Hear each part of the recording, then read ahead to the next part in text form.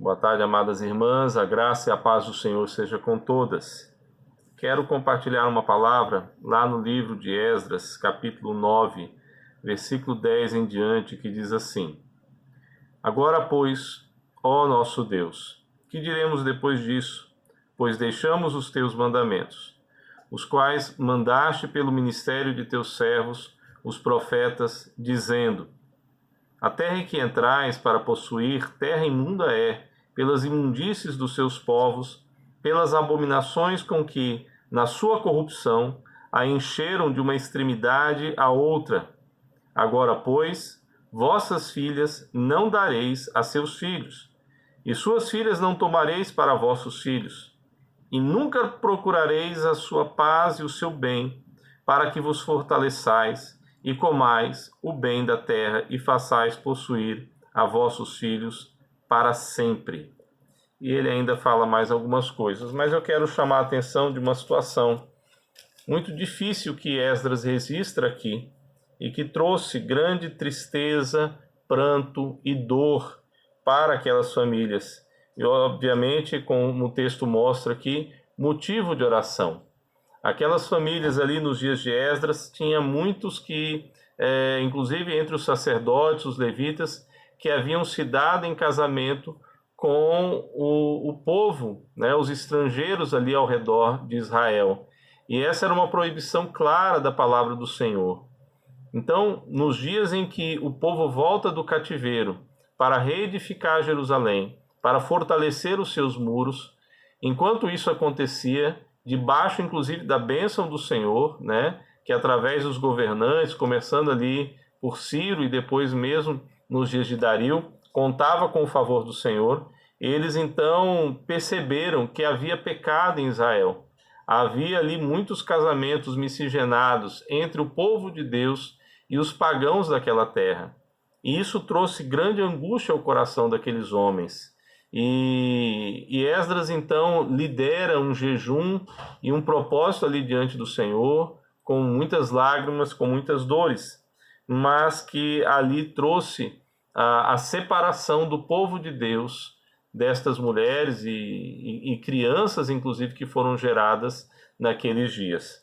Qual é a palavra que eu quero trazer nessa tarde para as irmãs? Evidentemente, eu não estou falando aqui de alguma proposta de divórcio para crentes que estão casados com incrédulos. Nada disso. Mas eu quero falar da tristeza do pecado e de algumas situações que nos levam a decisões dolorosas, mas que tomadas diante do Senhor e que tomadas pelo temor do Senhor, elas ainda assim são melhores. Muitas vezes há pecado na nossa vida e certamente há tristeza por causa do pecado. Mas é necessário arrependimento, é necessário mudança de vida, é necessário ruptura com o pecado. E por mais que de alguma forma isso possa trazer inclusive traumas e feridas no nosso coração, ainda é melhor que essas traumas e essas feridas estejam sobre nós do que a desobediência à palavra de Deus. O início da oração de Esdras diz muito claramente: deixamos os mandamentos de Deus, mandamentos que foram entregues pelo ministério dos servos do Senhor, os profetas, pois a palavra de Deus é o mandamento do Senhor para nós. E tudo aquilo que contraria a palavra de Deus deve ser abandonado. E por mais que, por quais motivos que sejam, isso possa trazer tristeza ao nosso coração, a tristeza maior que existe é a inimizade com Deus. A tristeza maior que existe é a condenação do inferno. Por isso, é melhor que haja tristeza no nosso coração, mas ainda assim nós nos voltemos para o Senhor, do que necessariamente a persistência no pecado.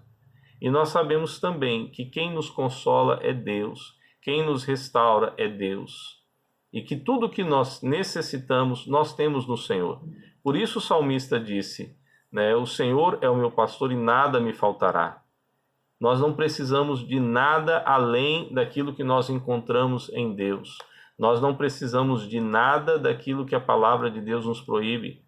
E talvez essa também seja uma das grandes tristezas que o pecado nos traz, quando nós caímos em nós mesmos, Quando alguém cai em si e de fato reconhece o seu pecado, ele reconhece também que ele nunca precisou de pecar. Essa é a verdade. Nós não precisamos de pecar. Não há nada no pecado que se justifique, não há nada que alguém possa dizer, eu precisava fazer isso. Porque o Senhor é quem nos supre em todas as nossas necessidades. Por isso também Paulo disse lá em Romanos 8, né? Se ele não poupou o seu próprio filho, antes o entregou por todos nós, não nos dará com ele, graciosamente, todas as coisas? Por isso eu tomei como base esse texto de Esdras, que é uma situação um tanto quanto delicada, triste, mas que, como eu disse, não é aquilo que eu quero tratar diretamente aqui, apenas refletir com as irmãs. Se alguma coisa tem pesado no nosso coração e que por qualquer motivo nós achamos que não podemos abandonar, ainda que a palavra de Deus assim nos diga que nós devemos abandonar, tenha certeza disso, minha irmã. Nós não temos compromisso com o pecado. E nada que exista no pecado, ou seja, naquilo que contraria a palavra de Deus, se justifica ou se sustenta. Por isso, por mais que seja dolorida essa decisão, decida pela obediência a Deus, submeta-se à palavra de Deus em oração, peça que o Senhor console o seu coração.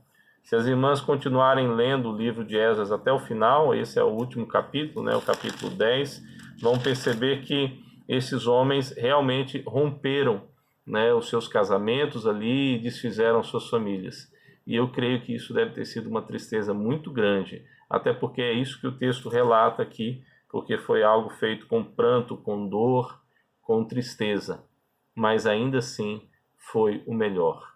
Por isso, que em nome de Jesus, as irmãs orem a Deus para que haja perdão e arrependimento, para que haja força do Senhor para a submissão à sua palavra e para que tudo aquilo que precisa ser desfeito na sua vida, de pecado, de desobediência, de fato assim se faça, ou melhor, se desfaça.